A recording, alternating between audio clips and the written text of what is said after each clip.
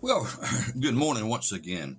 This is Dino, and I greet all of you in the lovely, wonderful, glorious, far above all name of Jesus Christ, the Son of God. We're going to start in this series a study, a look at the subject of everlasting life. On the surface, we look at that word and we think, well, living forever. Well, living forever is certainly included in everlasting life, but it goes much, much further than that in its definition and meaning. And we're going to cover this with the help of the mind of Christ, the Spirit of truth, and God's Spirit of wisdom and of revelation in the knowledge of this subject, everlasting life. To start with, I want to just kind of whet your thinking a little bit. Satan and his demons live forever. Spirits, once they come into being, I'm talking about spirits,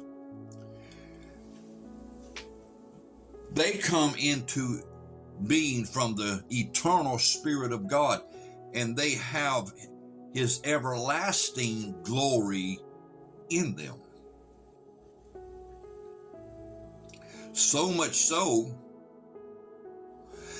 that even if they rebel against God and go through a cursing of self-transformation, changes from good to an evil spirit. The Bible has talked about the wicked spirits, the evil spirits, the unclean spirits, you deaf and dumb spirit, spirits of infirmities, and of course the spirit of Satan himself. Some say in Numbers there's like trillions of angels that turned into these things by the curse of their own sin and rebellion. Their own curse and sin,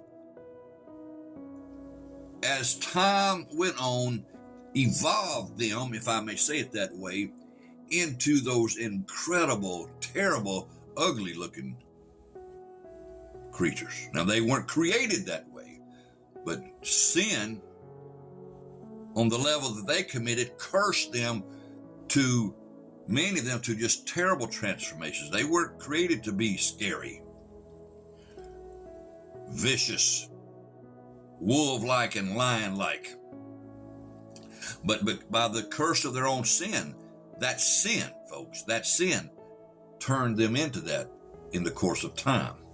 Just like Adam's sin turned us all into, in the course of time, our bodies into the full taste, look, senses, smells, functions of death until we're back to dust. We go through the rot, the decay, and you see that transformation of the body until it's just, dust and bones.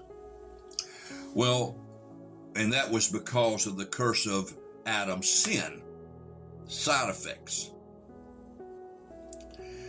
Well, when Satan sinned and the angels sinned with him, there were side effects, spiritual side effects, changes, transformations, disfigurements from original image and likeness. I mean, they became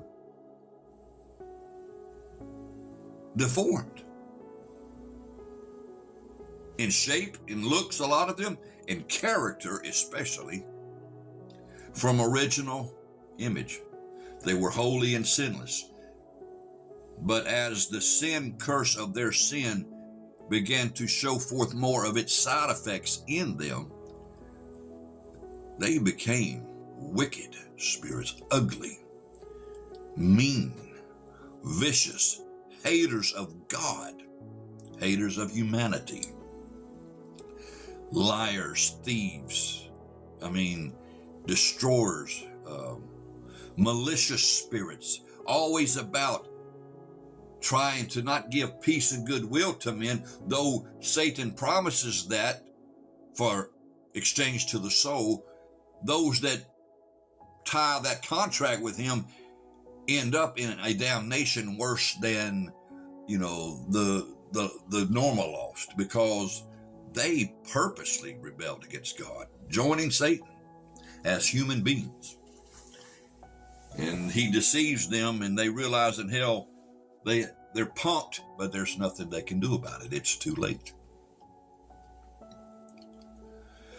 But as Satan's spirit and the angels that joined him in his sin and rebellion against God have become wicked and unclean and vicious and vile, and some of them scary looking. Now, not all of them, but some of them are frightful. Some of them monkeyish. Some of them human-like. Some of them, yes, reptile-like. Some of them, there's some beauty still in them, some instrumentation still in them. Their musical instrumentation that's in their spirit can get in people that don't serve God, and those people become highly talented in music. But they use it for the dark side instead of the light side. I mean, you know how Jesus went to people and said, "What would you have me do for you?" Now, the only people that limited that list was the people. Now, of course, people were in pain and been dealing with infirmities and blindnesses and leprosy and things like that, and they just wanted to see and be set free from those curses and ugly things, and he did. But when the Lord comes to you like he did to Solomon and appeared to him and said, "Solomon, what would you have me do for you?" I mean, the Lord wasn't limiting. Now, of course, if Solomon had asked him, "Well, I want to be the greatest porn star of my day," that would have happened. But that's the devil's side. That's what he offers. But if what you ask is, acceptable to the holy God, who is very merciful, mind you, very compassionate, then he grants it. Now, once the gift is given, though, you're responsible for it. Not God, you are. Well, Satan appears to people too, doesn't he? What did he say to Jesus? All of these, when he showed him all the kingdoms of the world in a moment of time, the splendor, the marvel, the beauty, the majesty, the nights and lights, and the days on stages receiving people's praises, the pleasure of sex, the pleasure of sin, money, wealth, power. He was offering all of it to Jesus, the highest throne of authority, to control it all, have it all, enjoy it all. But Jesus refused. Whereas others, though, have accepted. The Antichrist does.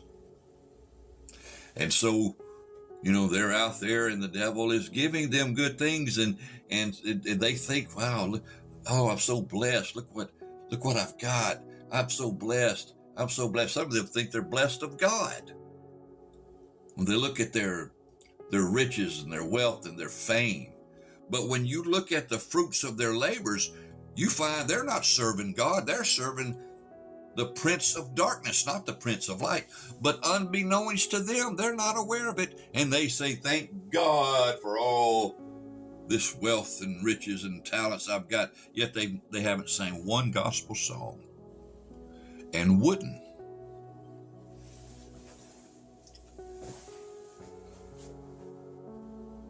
The devil blesses to destroy. Remember that. Now we're going to stop here because of the time. We'll start again on the next video. We're laying foundations.